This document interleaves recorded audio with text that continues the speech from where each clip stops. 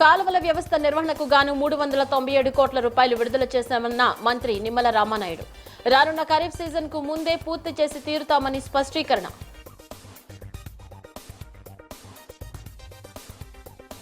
విజయవాడలో కోలాహలంగా సాగిన ప్రపంచ నవ్వుల దినోత్సవం. నవ్వు 4 విధాల చేటు కాదని, నవ్వలేకపోవడమే ఆరోగ్యానికి చేటంటున్న అసోసియేషన్ ప్రతినిధులు.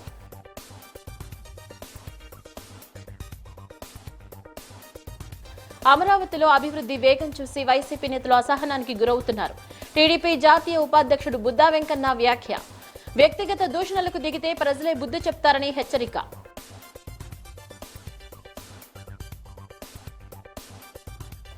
గ్యాస్ ధరల పెంపుదలపై ఆగ్రహం వ్యక్తం చేసిన సిపిఐ. లెనిన్ సెంటర్లో ఆందోళన. ధరలు తగ్గించుకుంటే ఢిల్లీ పీఠాన్ని కదిలించేలా ఉద్యమిస్తామన్న పార్టీ నేతలు.